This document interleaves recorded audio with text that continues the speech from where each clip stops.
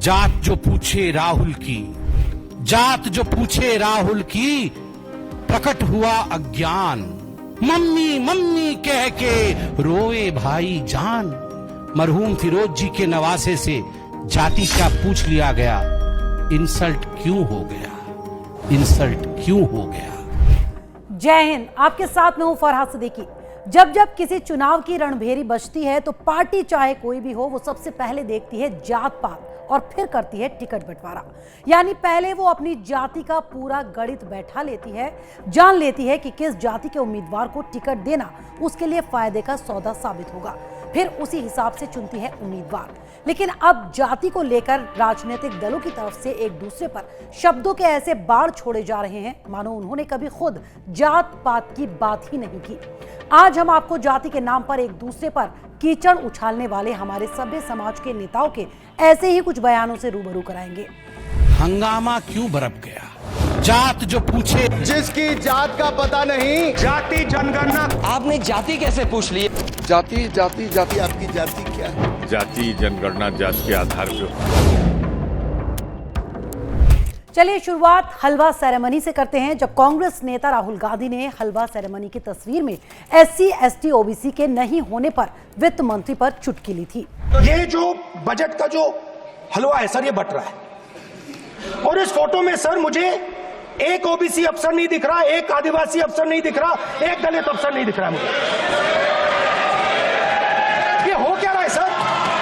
Sir देश का हलवा but रहा है सर और इसमें 73% का एक है ही नहीं सर। ये आप लोग हलवा खा रहे हो और बाकी देश को हलवा मिल ही नहीं रहा है। तो वित्त मंत्री भला इसका जवाब कैसे ना देती। जवाबी वार करते हुए निर्मला सीतारमण ने कहा कि इस परंपरा की पवित्रता को राजनीतिक नजरिए से देखने से पहले अपने घर में झांक लेना चाहिए। इसके बाद वित्त मंत्री ने राजीव गांधी फाउंडेशन के 9 और राजीव गांधी चैरिटेबल ट्रस्ट के 5 लोगों में से एक भी SC ST नहीं होने का दावा करते हुए राहुल को पहले अपना ट्रैक रिकॉर्ड देखने की नसीहत दे डाली। जो दूसरे को बोल रही हो वो आप पहले कर दिखाओ। मैं पूछ रही हूँ सर, राजीव गांधी फाउंडेशन में कितने SC हैं, कितने ST हैं, कितने OBC हैं? क्योंकि बाहर के वाले लोगों का नाम पढ़ना नहीं है, 9 लोग हैं, कोई SC नहीं है। Charity begins at home sir. आप पहले आपके व्यवस्था सही करो, SC को दो, फिर आकर हमसे पूछ लो भाई। ये बोलो सर। फिर दूसरा एक उदाहरण देती हूं sir, Rajiv Gandhi charitable trust, उसमें 5 लोग हैं बोर्ड ऑफ ट्रस्टीज में, नाम नहीं पढ़ रही हूं सर, मगर मुझे एक भी SC नहीं दिखा। वित्त मंत्री यही नहीं रुकी, बोली जिनके दादा परदादा ने आरक्षण का विरोध किया, जात पात की बात वो करते हैं, ऐसे लोग आज जाति जनगणना के हिमायती बन रहे हैं। जनरेशन आफ्टर परदादा दादा सबके बयान एक ही जैसे जब है और काम कुछ नहीं हुआ। आप जाकर के आज बोलेंगे तो कैसे भरोसा आएगा सर? और ऊपर से हलवा जैसे एक इमोशनल सेंटिमेंटल मैटर जिसमें पूरे उस मिंट का फाइनेंस मिनिस्ट्री के स्टाफ बंद अंदर कमरे में ये रह करके काम करते हैं, उनके मुंह मीठा करने का काम में आप ऐसे प्रश्न चिन्ह। जब सिलसिला जात पात का शुरू हो तो इतनी आसानी से तो रुकने वाला था नहीं, तो चला और चलता ही गया। अनुराग ठाकुर बोले जिसकी जात का पता नहीं वो गणना की बात करता है, तो उस पर राहुल गांधी ने भी जवाब देने में देरी नहीं की। जिसकी जात का पता नहीं वो गणना की बात करता है।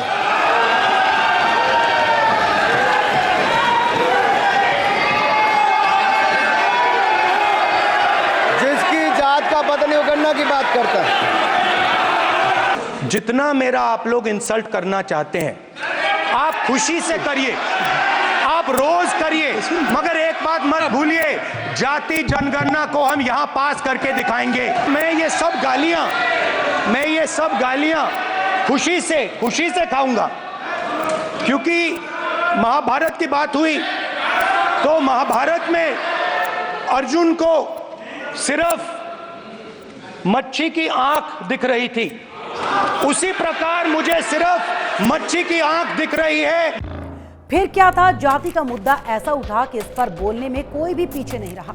अखिलेश यादव से लेकर पवन खेड़ा तक, मनोज झा से लेकर प्रमोद तिवारी तक, सबने अनुराग ठाकुर के जाति वाले बयान पर बीजेपी को खूब घेरा।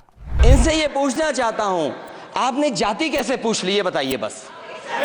आप जाति कैसे पूछ सकते हैं? आप बताएं, जाति कैसे पूछ सकते हैं? आप पूछ के दिखाओ जाति तुम। आप जाति कैसे पूछोगे तुम? कैसे पूछोगे जाति?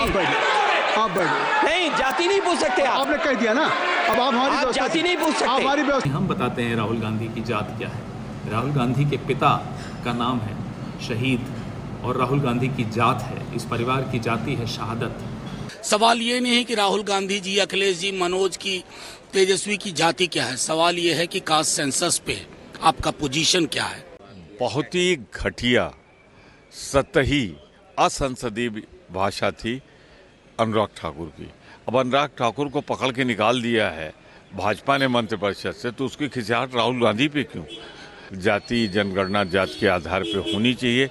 उसमें अगर आपको आपत्ति है या नहीं आपत्ति है, आप करिए। आप जात पूछेंगे, शर्म आनी चाहिए अनुराग ठाकुर को। जब विपक्ष एकजुट हुआ तो चुप बैठने वाली बीजेपी भी कहां थी। सो बीजेपी के प्रवक्ता संबित पात्रा से लेकर सुधांशु त्रिवेदी तक और किरण रिजिजू से लेकर गिरिराज सिंह तक सबने विपक्ष पर खूब हमले किए। जात जो पूछे राहुल की, प्रकट हुआ अज्ञान, मम्मी मम्मी कह के रोए भाई जान। मीडिया में देखा तो अनुराग ठाकुर जी ने तो किसी का नाम लिया ही नहीं था। फिर ये उड़ता तीर किसने पकड़ लिया अपने ऊपर?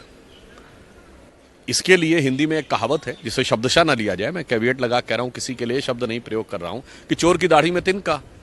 तो मुझे लगता है 2 साल पुरानी जो दाढ़ी आई है अभी, उसमें तिनका नजर आ रहा है। कांग्रेस पार्टी सुबह शाम दिन रात जाति जाति जाति करते रहते हैं। जब मीडिया वालों को मिलता है उनका भी जाति पूछते हैं। वो मिलिट्री के लोगों के पास जाके जाति पूछते हैं।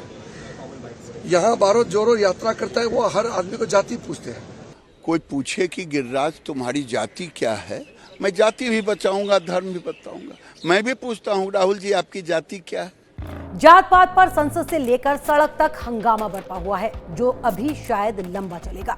लेकिन सवाल ये कि क्या जाति की बैसाखियों के सहारे विश्व के सबसे बड़े लोकतंत्र की पगडंडियों पर चलना सही है? संविधान निर्माता डॉक्टर भीमराव अंबेडकर जाति प्रथा के पुरजोर विरोधी थे। फिर भी भारत जैसे देश में जात पात इतने मायने क्यों रखती है? क्या जाति के नाम पर चुनावी समर में उतरने वाले नुमाइंदे लोकतंत्र के लिए खतरा नहीं है? क्या जात पात की बात करना हमारे देश के नेताओं को शोभा देती है? संविधान में इसका क्या जिक्र है, देखिए इस रिपोर्ट में।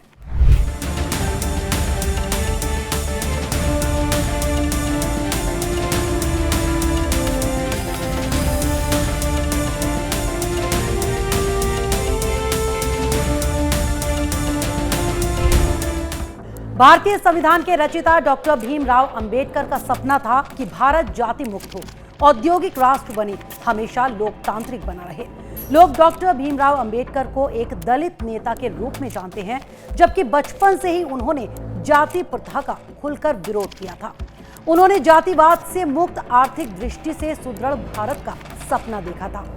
लेकिन देश की राजनीति ने उन्हें सर्व समाज के नेता के बजाय दलित समाज के नेता के रूप में स्थापित कर दिया। उनका मानना था कि वर्गहीन समाज गढ़ने से पहले समाज को जाति विहीन करना होगा। भारतीय संविधान का अनुच्छेद 15, जो किसी भी नागरिक के खिलाफ केवल जाति, धर्म, लिंग, नस्ल और जन्म स्थान के आधार पर भेदभाव को प्रतिबंधित करता है। इसमें देश के प्रत्येक नागरिक को बिना किसी भेदभाव के मौलिक अधिकार प्रदान किए गए हैं। ये अधिकार व्यक्ति को सम्मान के साथ जीवन जीने का अधिकार देते हैं। भारत जैसे देश में जात पात की राजनीति के लिए कोई जगह नहीं होनी चाहिए। देश का मतदाता अब जागरूक हो चुका है।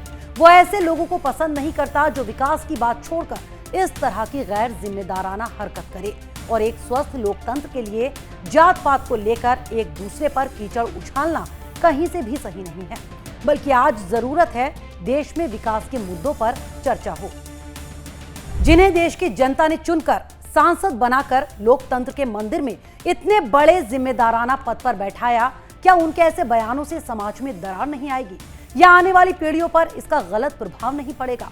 इन नेताओं को चाहिए कि वो एक दूसरे पर छींटाकशी ना कर, जात पात की राजनीति ना खेलकर विकास और स्थानीय मुद्दों पर ध्यान दे।